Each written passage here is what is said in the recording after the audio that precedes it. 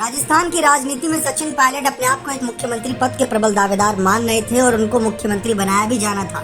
लेकिन समय समय के हालात ऐसे हुए कि विधायकों की वजह से पायलट को मुख्यमंत्री पद से दूर रहना पड़ा।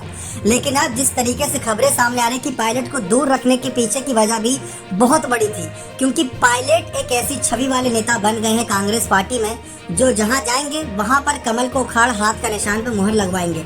ऐसी उनकी छवि बन गई है। हिमाचल में उनको प्रचार के लिए भेजा गया प्रियंका के साथ, वहां पर उन्होंने कमाल करके दिखाया था।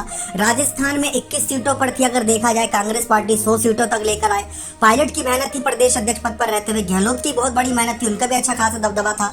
लेकिन गौर करने वाली बात यह है कि आखिर सचिन पायलट को मुख्यमंत्री बनाने के बहुत मौके मिले।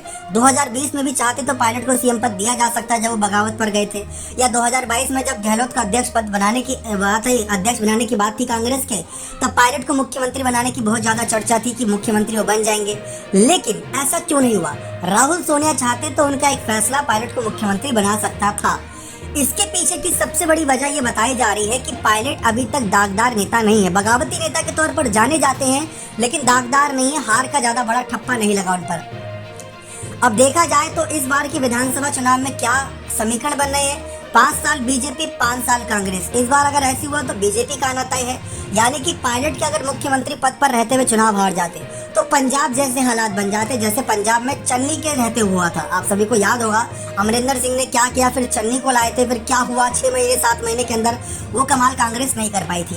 तो एक गलती से कांग्रेस सीख चुकी थी, इसी वजह से शायद पायलट को मुख्यमंत्री नहीं बनाया गया। पायलट में नाराजगी थी, इसी वजह से उनको CWC की बैठक में भी जगह मिल गई और वहां से सचिन पायलट को धीरे धीरे राहुल गांधी राष्ट्रीय राजनीति की ओर ला रहे हैं, क्योंकि राहुल गांधी जानते हैं कि अगर इंडिया दल में और विपक्षी पार्टियां जुट गई और ऐसे ही जैसे अभी मोर्चाबंदी का काम चला, अगर ऐसे ही चलता रहा तो बीजेपी का जाना तय है, यानी कि एनडीए की सरकार जाना तय है।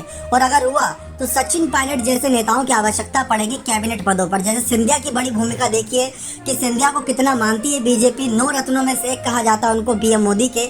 अब वही सचिन पायलट भी हैं। सचिन और सिंधिया में ज्यादा कुछ डिफरेंस नहीं है, दोनों की राजनीति बहुत सिमिलर है। 2020 में सिंधिया ने बगावत करी, 2020 में पायलट ने बगावत करी, लेकिन सिंधिया की बगावत सक्सेसफुल नहीं, पायलट की बगावत सक्सेसफुल नहीं रही थी। लेकिन जिस तरीके से अब सचिन पायलट को लेकर रणनीति बनाई जा रही है, तो अगर इस बार चुनाव जीत जाते तो चांसेस रहेंगे प्रबल की सिंधिया जैसे यहाँ पर सचिन पायलट को आगे कर दिया जाए। लेकिन देखते हैं राहुल गांधी का फैसला फिलहाल क्या है। लेकिन शायद ये राहुल का ही फैसला था कि सचिन पायलट को एक दागदार नेता के तौर पर नहीं दिखाना, उनको अलग रखिए ताकि लोकसभा चुनाव में उनका ज्यादा इस्तेमाल किया जा सके। बने रहे चैनल के साथ, बहुत बहुत धन्यवाद।